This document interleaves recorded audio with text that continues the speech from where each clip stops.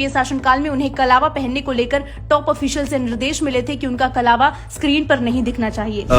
जब यूपीए की सरकार थी तो मुझे एक दिन बुलाया गया टॉप ऑफिशियल में, और मैं क्योंकि अपनी पहचान के तौर पर कलावा बांध के रखता हूँ, मैं दूरदर्शन में काम करता था, मैं एंकर, ये बात करीब ये 2006 या 7 की बात है। तो मुझे बुला के कहा गया कि आपका कलावा स्क्रीन पर नहीं दिखना चाहिए। सोचिए, जो कांग्रेस आज हिजाब पहनने का समर्थन करती है उसे तब कलावा पहनने से परेशानी थी। हर रैली में संविधान की प्रतियां लेकर घूमने वाले राहुल गांधी भूल गए कि उनकी सरकार में प्रेस फ्रीडम के नाम पर कलावा पहनने की आजादी भी नहीं थी। अशोक श्रीवास्तव के इस खुलासे से पहले कांग्रेस पर यूपीए राज के दौरान दूरदर्शन में सनातन प्रतीकों को न दिखाने का आरोप भी लग चुका है। विश्व प्रसिद्ध लोक गायिका मालिनी अवस्थी ने एक समाचार शो में खुलासा किया था कि उन्हें 2005 में दूरदर्शन पर एक धार्मिक भजन गाने से रोक दिया गया था, बस इसलिए क्योंकि भजन के बोल में राम का जन्म स्थान अयोध्या बताया गया था।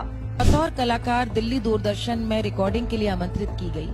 ये बात है 2005-6 की, 5-6। तो मैं एकदम हतप्रभ रह गई। आए तो उन्होंने कहा आप कुछ और गा सकती हैं। हमने तो विश्वास ही नहीं किया। मैंने कहा कि लेहले जन्म ये तो वहाँ पे गाया जाता है, रामनवमी भर ये गाया जाता है, घाटों गाया जाता है। उन्होंने कहा नहीं, आप फिर ये हटा दीजिए कि अयोध्या में जन्मे। आजकल राहुल गांधी ओबीसी के हितैषी बनने की कोशिश कर रहे हैं, लेकिन 2004 में जब उनकी पार्टी की सरकार बनी तो बड़ी संख्या में पत्रकारों को नौकरी से निकाल दिया गया था। उनमें से कई ओबीसी पत्रकार भी शामिल थे, जिनमें से एक जाने माने पत्रकार दीपक चौरसिया भी थे। दीपक चौरसिया ने हाल ही में कांग्रेस की आरक्षण प्रेरित राजनीति के मंशा का भंडाफोड़ किया था। आरक्षण पे जितना बड़ा फेक नैरेटिव कांग्रेस पार्टी ने दिया, ऐसा कभी नहीं हुआ। 2004 में मुझे ही डीडी से माननीय राहुल गांधी जी और उनकी पार्टी ने निकाल के बाहर किया था। मैं डीडी का हेड था, मैं ओबीसी पत्रकार था, तब उनको नहीं दिखाई दिया।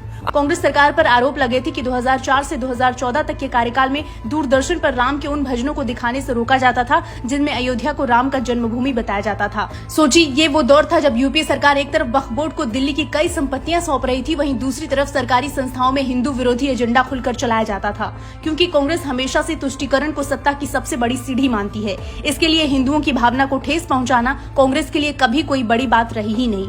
नाम बदला है, नियत नहीं। महागठबंधन की जरूरत नहीं। आज ही ले